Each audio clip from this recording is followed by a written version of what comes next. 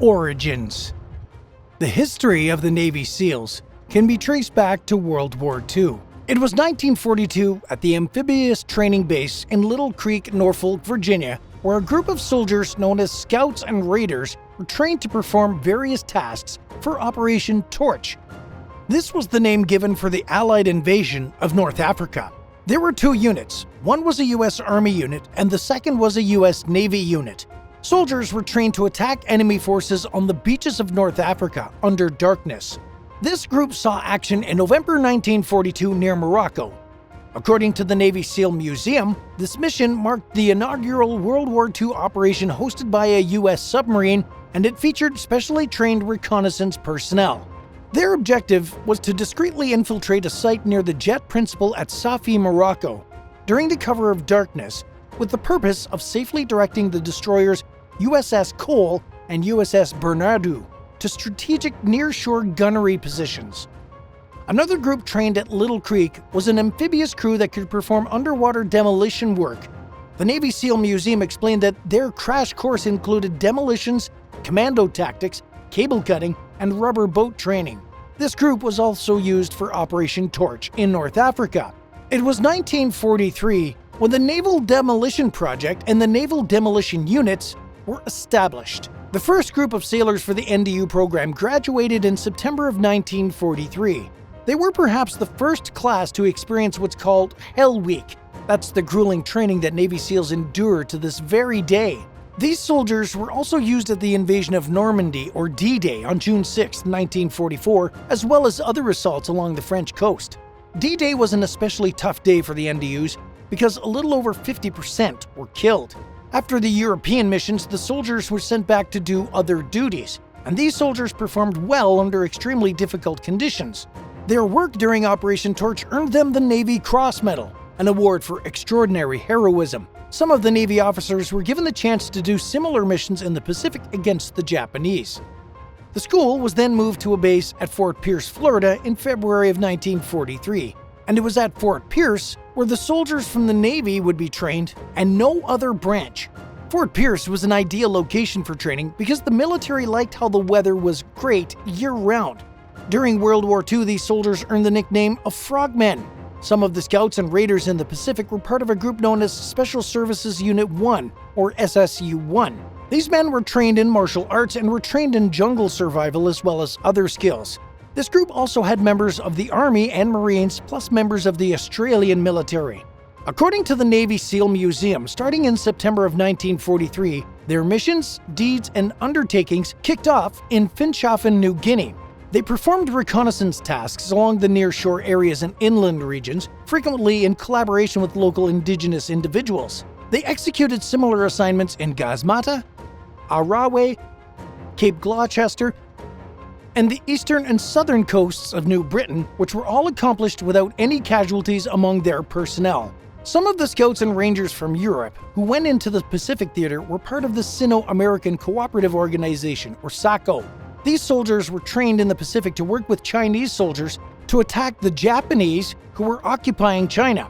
Back at Fort Pierce, some 120 officers and 900 men trained for a team known as Amphibious Roger. The purpose of Amphibious Roger was to conduct missions on the Yangtze, a main river in China. One plan for all of the soldiers was to be part of the invasion of Japan.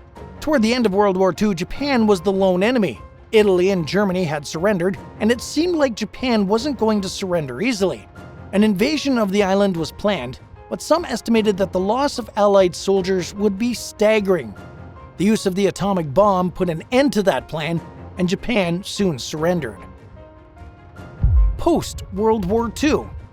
Of the previously mentioned units, the Underwater Demolition Teams, or UDTs, would continue after World War II. They were put back into action 5 years later during the Korean War. UDT teams performed well under pressure during the war, and they conducted demolition raids of train tracks, tunnels, and bridges that could be easily used by the North Korean military. As one UDT team member recalled, "We were ready to do what nobody else could do and what nobody else wanted to do." The UD team went behind enemy lines armed with machine guns, pistols, and knives. They also brought their explosives and worked under the cover of darkness. It was September 1950 when the UDT supported Operation Chromite. This was an operation by the United States military and their allies. During the Korean War, the North Koreans attacked South Korea and occupied the region. The US military and their allies were going to push the North Koreans back past the 38th parallel, which divided the two countries. The plan was to attack the North Koreans via air, sea, and land, and this mission led to the victory at Incheon. The UDTs continued their work in Korea by searching for mines and scouting the enemy. It was Christmas Eve 1950 when the UDTs had their biggest success in Korea. Their team planted 20 tons of explosives at the Hungnam waterfront. This area was occupied by the enemy and the UDTs were under the threat of sniper fire. This didn't include the cold water temperatures and the rain, which made the mission even more difficult. The 20 tons were set off, and it caused what the Navy SEAL Museum described as the largest single blast to be set off during the Korean War and the largest non-nuclear blast since World War II. Another mission of the UDTs was Operation Fishnet. This was a strategic plan to destroy and damage the fish nets used by North Korean ships. The North Koreans relied upon fish for food, and destroying these nets saw their food supply dwindle. The war in Korea ended with an armistice in 1953. The Navy saw their UDT team as impressive, and they knew they'd rely upon them for future missions. The SEALs. Following the Korean War, the US military put more emphasis on their nuclear arsenal and their air power. Under the leadership of Presidents Eisenhower and Kennedy, the United States Military Special Forces Unit underwent a transformative process.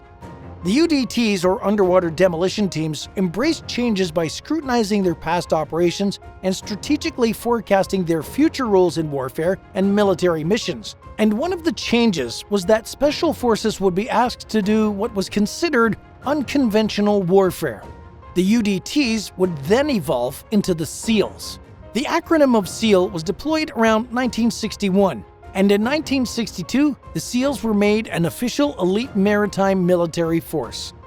What's your favorite movie about SEALs? Let us know in the comments below, and if you haven't already, be sure to subscribe to the channel. From Vietnam to the present. The Vietnam War was the first war in which Navy SEALs were utilized. The United States backed South Vietnam against North Vietnam, which was supported by the Communists. At first, the US military had an advisory role, but US troops would be sent there in greater numbers during the mid and late 1960s. SEAL teams would be assigned to various locations in Vietnam to carry out specific operations. According to the Navy SEAL Museum, the SEAL teams had organized 12-man platoons by mid-1968, each composed of 2 squads with 6 members in each squad. Most of the missions carried out in Vietnam were at the squad level, and typically there were 4 or 5 platoons simultaneously deployed to South Vietnam. The SEAL platoons weren't permanently stationed in Vietnam but were assigned on temporary duty, typically for approximately a 6-month duration. Helicopters were very important in transporting troops during the Vietnam War, and they also dropped off Navy SEALs. SEALs were asked to do missions at night or in broad daylight, and during Vietnam, SEALs were referred to as the men with green faces since they painted their faces for camouflage. The SEAL presence annoyed the North Vietnamese to the point where they put a bounty on the SEALs. The last SEAL platoon left Vietnam in 1971, while the last SEAL advisors left Vietnam in 1973. And when it comes to heroism, Vietnam saw 3 distinguished US Navy SEALs, Lieutenant Bob Carey, Lieutenant Tom Norris, and EM2 Mike Thornton, all honored with the Medal of Honor. Mike Thornton's remarkable valor earned him this prestigious accolade for the daring rescue and extraction of Lieutenant Norris under intense enemy fire on the night of October 31, 1972. This extraordinary act remains unparalleled in military history, as there's no other documented occurrence of 2 Medal of Honor recipients participating in the same combat operation. Another military operation for the SEALs was Operation Urgent Fury in Grenada. This small island north of Venezuela became unstable following the assassination of the Prime Minister in 1983. The island had been aligned with Cuba, a communist nation, and the US government saw Grenada as a nation that was in danger of falling to communism. There were U.S. citizens in the country, and the U.S. government believed it was important to get in and get them to safety. The SEALs were called in to extract the Governor General and seize their lone radio tower. The SEAL missions were completed, and they did so under tough conditions. The next war missions for the SEALs included the wars in Afghanistan and Iraq. These wars took place following the terrorist attacks of September 11, 2001. According to the Naval History and Heritage Command, on May 2, 2011, a U.S. Navy SEAL team conducted a mission at Osama bin Laden's compound in Abbottabad, Pakistan, successfully eliminating the al-Qaeda leader and the mastermind behind the September 11th terrorist attacks. While Operation Enduring Freedom officially concluded on December 28, 2014, coalition forces continued to provide support on the ground for training Afghan security forces. The United States Armed Forces finalized their withdrawal from Afghanistan on August 30, 2021, signifying the conclusion of the 2001 to 2021 conflict. Currently, there are 10 active-duty Navy SEAL teams, and these teams are made up of 200 men and women. As per the Navy, the current responsibilities of SEALs encompass a diverse range of tasks. These include facilitating the insertion and extraction of SEALs and other special operations personnel from a variety of naval surface warfare vessels. SEALs are also engaged in gathering crucial intelligence on enemy military installations and closely monitoring maritime traffic in coastal areas.